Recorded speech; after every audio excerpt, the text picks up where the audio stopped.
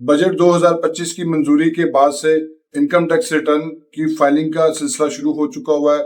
बहुत से लोग अपनी इनकम टैक्स रिटर्न खुद फाइल कर रहे हैं। कुछ लोग प्रॉपर टैक्स लॉयर से और अकाउंटेंट से जो है वो टैक्स रिटर्न जो है वो फाइल करवा रहे हैं। ऐसे में बहुत सी चीजें मेरे सामने आई हैं, क्योंकि लोग मेरे से राब्ता करते हैं, डिस्कस करते हैं। तो उस बारे में मैंने आज आपसे डिस्कशन करनी है कि 3 किस्म के लोग ऐसे हैं जिनको अपनी टैक्स रिटर्न बिल्कुल खुद से जमा नहीं करवानी चाहिए, और फिर मैं आपको बताऊंगा कि आपको टैक्स रिटर्न किससे जमा करवानी चाहिए। अपनी वीडियो शुरू करने से पहले मैं आपसे रिक्वेस्ट करूंगा, मेरे फेसबुक पेज को लाइक करें, यूट्यूब चैनल को सब्सक्राइब करें। दूसरा मेरी आपसे रिक्वेस्ट है कि अगर मेरी वीडियो से आपके इल्म में कोई इजाफा होता है तो एक कमेंट कर दिया करें, लाइक कर दिया करें, इससे मेरी काफी हौसला अफजाई होती है। तीसरा मैंने आपको कहना था कि अगर आपको लीगल एडवाइस चाहिए तो आप अपना कमेंट लिखें, उसमें पूरी बात जो है वो आपने लिखनी है। जो भी आपका क्वेश्चन है उसका स्क्रीनशॉट लेके मुझे इस नंबर पे सेंड करें। और एक बात याद रखिएगा कि सिर्फ स्क्रीनशॉट का मैं जवाब दूंगा, ऑडियो मैसेज का जवाब नहीं दूंगा। उसकी वजह यह है कि लोग बहुत लंबे लंबे 10-10 मिनट के, 15-15 मिनट का ऑडियो मैसेज सेंड कर देते हैं, जो मेरे लिए बहुत मुश्किल हो जाता है कि मैं एक एक मैसेज का जो है वो इस तरह सुन के जवाब दूं। तो इसलिए आपने अपना एक मैसेज लिखना है, उसका स्क्रीनशॉट आपने इस नंबर पे सेंड करना है, तो मैं आपको रिप्लाई बैक कर दूंगा। तो अब आ जाते हैं अपने सर टॉपिक की तरफ कि वो कौन से 3 लोग हैं जिनको अपनी टैक्स रिटर्न बिल्कुल फाइल नहीं करनी चाहिए। उसमें मैं आपको नंबर 1 पे बता दूं कि ऐसे तमाम लोग जिन लोगों ने फाइनेंशियल अकाउंटिंग, कॉस्ट अकाउंटिंग नहीं पढ़ी हुई है, उनको अकाउंटिंग का कॉन्सेप्ट नहीं है, उनको हरगिज अपनी टैक्स रिटर्न जो है वो फाइल नहीं करनी चाहिए। उसकी बहुत बड़ी वजह यह है कि लोग सिर्फ एंट्रीज करते हैं और जो वहां पे कैलकुलेट का बटन लिखा आ रहा होता है अपनी आपकी टैक्स रिटर्न के ड्राफ्ट में, उस पर कैलकुलेट करते हैं और वो समझते हैं जी कि सब कुछ ठीक हो गया है, अब हमारा इसमें टैक्स बन रहा है या नहीं बन रहा, तो उसके हिसाब से जो है वो उस चीज पे सेटिस्फाई हो जाते हैं। क्योंकि इससे नहीं होता, क्योंकि जब कैलकुलेट का बटन आप प्रेस करते हैं तो उसके पीछे सर्टन फार्मूलाज होते हैं, उसके पीछे कैलकुलेशंस होती हैं जो कि सिस्टम कर रहा होता है। अब उस सिस्टम की कैलकुलेशन ठीक हो रही है या गलत हो रही है, या आपके हिसाब से जो आपने उसमें अमाउंट्स लिखी है जिस कॉलम में, वो रेलेवेंट बनती भी है। क्योंकि हर जगह पे जो भी आप एंट्री कर रहे हैं उसके 2-2, 3-3 कॉलम है। कहीं पे टैक्स है, कहीं पे रिसीट है, कहीं पे डिडक्शन है, कहीं पे एग्जम्पशन है। आपको नहीं पता कि आपने कौन सी एंट्री किस जगह पे करनी है। वहां पे लोग जो है वो एक जगह इनकम लिखते हैं, साथ ही उसको एग्जाम्पल में भी कॉपी पेस्ट कर देते हैं, फिर कैलकुलेट करके करते जी अब तो हमारा टैक्स नहीं बना, तो ये हमारी टैक्स रिटर्न ठीक हो गई है।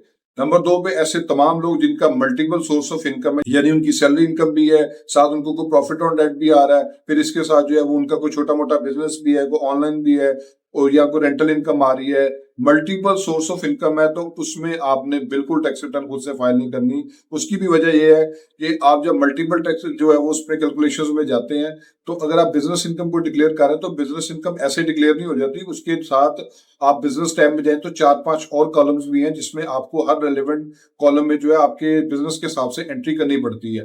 फिर इसी तरह जब आप रेंटल इनकम पे जाते हैं उसमें आगे मुख्तलिफ कॉलम्स दिए हुए हैं, उसमें आपको एंट्रीज करनी पड़ती है। और फिर अगेन बात वहीं पे आ जाती है कि जब हम रिकंसिलिएशन स्टेटमेंट बनाते हैं तो उसमें हम बहुत सी चीजों का बतौर टैक्स प्रोफेशनल और टैक्स कंसल्टेंट ख्याल रखते हैं। जबकि एक आम आदमी अगर उसको अकाउंटिंग नॉलेज नहीं है तो वो सिर्फ वहां पे कॉपी पेस्ट करके कैलकुलेट दबा के कहता है जी कि ये मामला ठीक हो गया, अब मेरे लिए कोई प्रॉब्लम नहीं। टैक्स रिटर्न इतनी आसान होती तो वो 4-5 बातें पूछ लेते, जी आपकी इनकम कितनी है, आपका खर्चा कितना है, आप इसमें जो है वो टैक्स कैलकुलेट कर दे।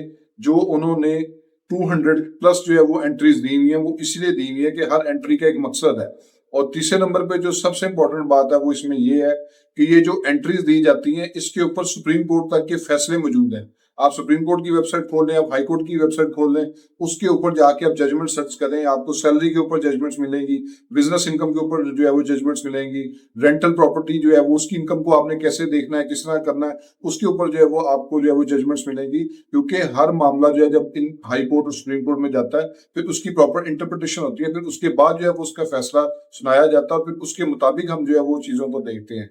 तो मैं आपको यही सजेस्ट करता हूं कि आपने अपनी टैक्स रिटर्न अगर खुद से फाइल करनी है तो आप कम से कम जो है इनकम टैक्स ऑर्डिनेंस पूरा पढ़ें, इनकम टैक्स रूल्स पूरे पढ़ें, और जो जजमेंट्स आती हैं सुप्रीम कोर्ट की, हाई कोर्ट्स की, उसको पढ़ें। हर सेक्शन से लेके एफपीआर की वेबसाइट के ऊपर एसआरओज हैं, फिर उनके सर्कुलर्स हैं, फिर उसको आप गो थ्रू करें ताकि आपको इन सारी चीजों का एक प्रॉपर आइडिया हो। ये इतना आसान काम नहीं होता कि आप कहें जी कि मैंने बस फाइल कर दी और बस मेरी जिम्मेदारी पूरी होगी।